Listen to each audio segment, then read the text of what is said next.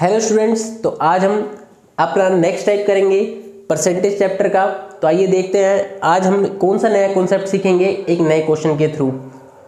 पहले मैंने आपको एक लास्ट वीडियो में शायद एक बात बोली थी, ये कि हमारे पास जो क्वेश्चंस आएंगे उसमें हम खुद देखेंगे कि किस क्वेश्चन में हमें परसेंटेज का यूज़ करना है और किस क्वेश्चन में फ्रैक्शन का। इससे हमें आइडिया लगता है कि किस क्वेश्चन को किस मेथड से जल्दी सोल्व किया जा सकता है। तो आइए पहले इसमें थोड़ा बहुत कॉन्सेप्ट सीखना पड़ेगा, मैं आपको सिखाता हूँ।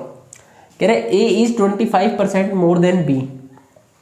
कुछ बच्चों का कॉन्सेप्ट काफ़ी वीक होता है, लेकिन ऐसी कोई दिक्कत वाली बात नहीं है, एक बार हम सिखाएंगे तो जल्दी से सीख जाएगा। कह रहे हैं कि ए जो है वो बी से कितना परसेंट ज़्यादा है, 25%। तो सिंपल सी बात है, जब भी आपको किसी क्वेश्चन में ये कहे कि ये उससे इतने परसेंट ज़्यादा है, तो जिससे भी ये ज़्यादा कहे, जैसे इसमें कह रहे हैं ना बी से ज़्यादा है, तो जिससे ज़्यादा कहे ना आप उसको 100 मान लीजिए। तो यानी बी को मैं कितना मान लेता हूँ, 100। अच्छा, फिर क्या कहता है ए इज 25% मोर। तो 25% मोर में आप ए को कितना लिख दोगे, 125, यानी इससे 25 ज़्यादा। अब ये कहता है भाई ए जो है वो बी से 25% ज़्यादा है, तो मुझे ये बताइए कि बी जो है वो ए से कितना कम है, तो वो बताना है हमें।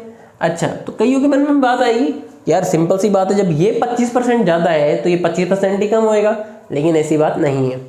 आप सिंपल सा देखिए, अगर मैं इसका 10% निकालूं, 100 का 10%, तो कितना आ जाएगा, 10 आएगा।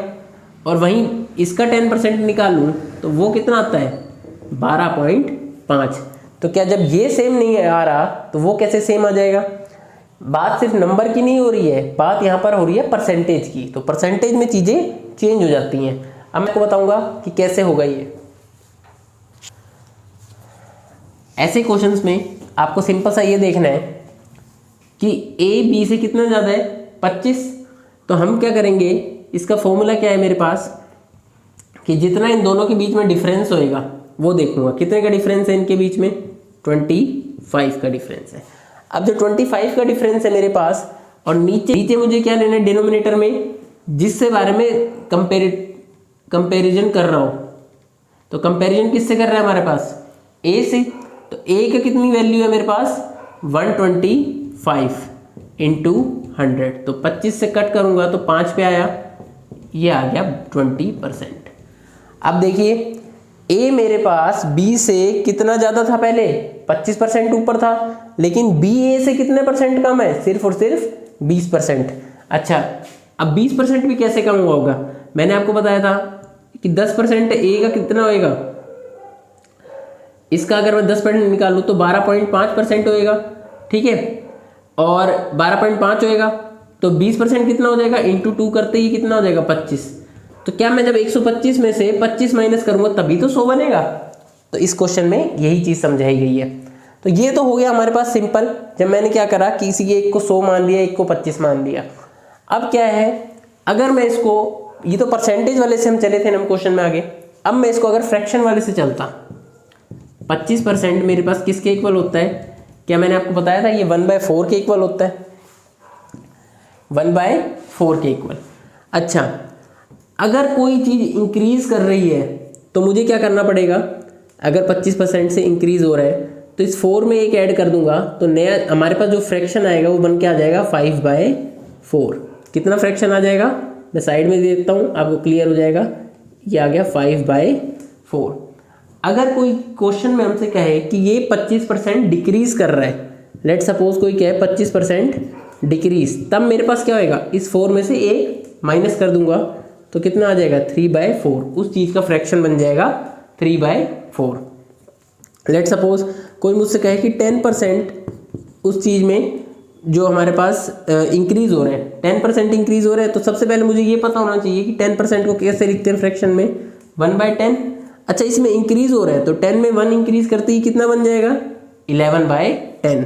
कोई मुझसे कहे कि 10% डिक्रीज हो रहा है तो कितना हो जाएगा, 10 में 1 माइनस कर दूंगा तो 9/10। क्योंकि मेरे को मेन पहले ये देखना है कि इसका फ्रैक्शन क्या बनेगा, वो होता है 1/10। अगर इंक्रीज हो रहा है तो प्लस कर दूंगा, डिक्रीज हो रहा है तो माइनस कर दूंगा। अब इस क्वेश्चन को इसी मेथड से करके देखते हैं।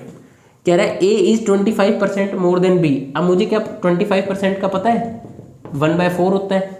अच्छा ये मोर देन कह रहा है, दैट मीन्स इंक्रीज हुआ पड़ा है, तो इंक्रीज हुआ पड़ा है तो रेशियो कितना हो जाएगा 5/4।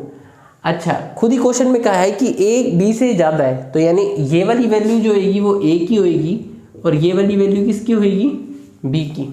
ये ए की वैल्यू हो गई, ये बी की वैल्यू हो गई। अब इस क्वेश्चन में मुझे क्या करना पड़ेगा, मैंने आपको बताया था ए और बी के डिफरेंस को लिख दूंगा 1, ठीक है, क्योंकि 5 में से 4 क्या होगा 1, और डिनोमिनेटर में कौन सी चीज़ आएगी जो देन के बाद होगी, देन के बाद क्या है ए, तो ए की वैल्यू कितनी है 5 × 100, तो कितना आंसर आ गया 20%। क्या ये दोनों सेम आ रहे हैं? आई होप आपको ये क्वेश्चन भी समझ में आ गया होगा। अगर ये क्वेश्चन में डाउट है तो मेरा नेक्स्ट टाइप का और क्वेश्चन देखिए, मैं एक टाइप और कराऊंगा इस क्वेश्चन पर, इससे आपका डाउट बिल्कुल क्लियर हो जाएगा। अगर आपको इसी क्वेश्चन में समझ आ गया है तो वीडियो को लाइक करें, चैनल को कंटिन्यूसली देखें ताकि आपका कॉन्सेप्ट और भी ज़्यादा क्लियर हो। वीडियो को लाइक करें, शेयर करें और हाँ चैनल को जरूर सब्सक्राइब करें। Thank you.